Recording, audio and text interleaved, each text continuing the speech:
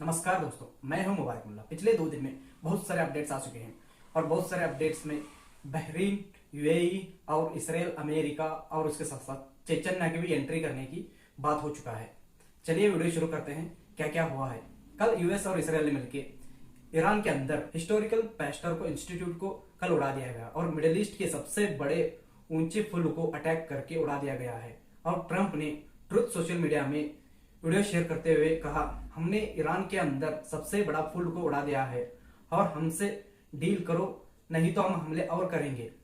Trump भले ही कितना भी बड़े धमकी दे, लेकिन ईरान जब तक हमले नहीं रोकेगा यूएस और इसराइल, तब तक कोई सीज फायर के लिए बात नहीं करेगा। ईरान बैकडोर कुछ भी हो सकता है। इसराइल और ईरान और अमेरिका बैकडोर बात कर सकते हैं। पिछले कुछ दिन में पाकिस्तान और तुर्की के बीच जो बातचीत करने की कोशिश की, लेकिन वो कहां तक पहुंचा अभी तक कोई रिपोर्ट नहीं आया है। अगर ये डील करना ही है तो ट्रंप को ईरान के अंदर हमले करना बंद करना चाहिए, तभी कुछ बात बनेगी। तब तक ईरान रुकेगा नहीं और ना ही कोई समझौते के लिए मंजूर करेगा।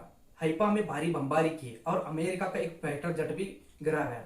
सभी सोशल मीडिया पे कई सारे अखबारों में सिर्फ F-35 की जिक्र हो रही है, लेकिन एक्चुअल में F-15E मारा गया है। ईरान के डिफेंस सिस्टम ने काम करते हुए F-15E गिराया है और ये $94 मिलियन का एक F-15E आता है।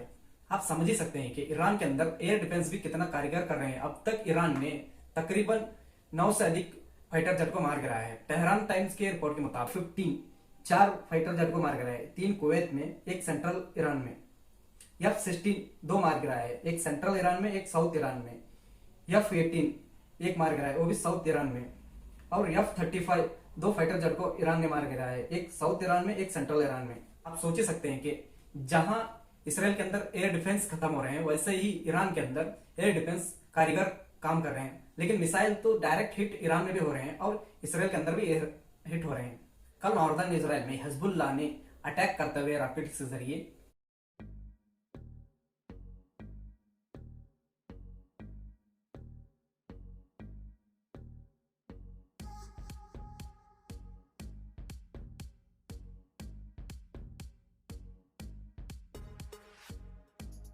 हिजबुल्लाह ने साउथ इसराइल में हमला किया और इस हमले में साउथ इलाका इसराइल ने खाली कर रहा है। इस रॉकेट के हमले में इस इलाके को पूरी तरह खाली कर रहा है इसराइल और कई सारे मरकावा टैंक्स को मारा है हिजबुल्लाह ने और आईडीएफ के सैनिकों को मार गिराया है। इसराइल के अंदर हिजबुल्लाह ने साउथ इलाके में भारी बमबारी किया और उसके साथ साथ मरकावा टैंक्स को उड़ा दिया और इस इलाके को इसराइल ने तकरीबन खाली करने की कोशिश कर रहा है, क्योंकि आईडीएफ के कई सारे सैनिक मारे जा रहे हैं इस हमले में। ये हो गया एक तरफ का फ्रंट, जो ईरान के साथ हिजबुल्लाह भी हमला कर रहा है। लेकिन उसके साथ साथ यमन ने भी अभी तक 3 बार हमला कर चुका है इसराइल के अंदर। के हुतियों ने इसराइल में जाफा इलाके में बैलिस्टिक मिसाइल से हमला किया, दुश्मनों के ठिकानों पे हमला किया।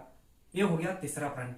अब चौथा फ्रंट, चेचन्या भी इस जंग में शामिल होने की कोशिश कर रहा है और कहा है अगर अमेरिका के सोल्जर्स ईरान के जमीन पर जैसे ही कदम रखते हैं, वैसे ही चेचन्या के लोग इस जंग में उतरने की बात कर रहे हैं। चेचन्या एक ऐसा खतरनाक फौजी ग्रुप है जो दुश्मनों को इतना बुरी तरह मारते हैं कि लोग सोचने पे मौजूद हो जाते हैं। इस जंग में चेचन्या उतर रहा है, इसका मतलब है कि रशिया ने इनको आजादी दिया है कि जाओ, अगर अमेरिका ईरान के अंदर कदम रखता है तो तुम ईरान की तरफ से अमेरिका के सोल्जरों को मार गिराओ। ट्रंप के साथी और नेतन्याहू ने भी कहा था कि ईरान के अंदर अभी ईरान के पास सिर्फ 10% या 20% मिसाइल उतना ही बचे हैं। लेकिन सीएनएन की रिपोर्ट के मुताबिक सीएनएन कहता है ईरान के जो मिसाइल से सिर्फ 50% ही यूज हुए हैं, अभी तकरीबन 50% मिसाइल्स बचे हैं। समझ ही सकते हैं कि ईरान के पास 50% अभी मिसाइल्स बाकी हैं और वो डेली प्रोड्यूस करता है 400 से अधिक ड्रोन्स और उसके साथ साथ बैलिस्टिक मिसाइल्स और क्लस्टर मिसाइल्स। इस जंग में से ईरान कतई ही नहीं पीछे हटने वाला और स्टेट ऑफ हार्मुज को किसी भी तरह से ओपन नहीं करने वाला। अगर स्टेट ऑफ हार्मुज को ओपन करना है तो सिर्फ ईरान की शर्तों पे ही स्टेट ऑफ हार्मुज ओपन होगा और ईरान यहाँ एक लीगल मेथड यूज करने वाला है, जो ओमान के साथ मीडिएट करते हुए जो भी जहाज स्टेट ऑफ हार्मुज से गुजरते हैं उससे टोल वसूला जाएगा और इन दोनों के बीच इसको बांट दिया जाएगा। प्रेस टीवी के रिपोर्ट के मुताबिक यूएई के अंदर ईरान ने ओरल डाटा सेंटर को आया जिसने उड़ा दिया है और बहरीन में जो स्थित अमेजोन क्लोड को भी IRGC के एयरफोर्स ने उड़ा दिया है। तस्नीम न्यूज एजेंसी रिपोर्ट के मुताबिक ईरान ने तेल अवीव और मोसाद के हेडक्वार्टर्सों पे ईरान के मिलिट्री फोर्स ने तेल अवीव में स्थित मोसाद के हेडक्वार्टर्स को उड़ा दिया गया है। और कई सारे रिहायशी इलाके हो या मोसाद के जो एजेंसी के लोग रहते हैं, उन सभी जगहों पे ईरान ने हमले किए।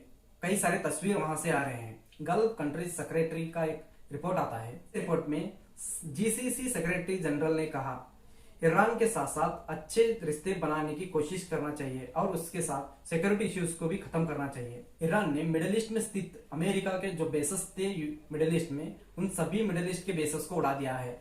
और सिर्फ अमेरिका ने इसराइल को प्रोटेक्ट करने के लिए इन बेसेस को यूज किया करता था। अब हालात ये बन चुके हैं कि सिर्फ इसराइल को प्रोटेक्ट कर रहा है, इन देशों को नजरअंदाज किया है।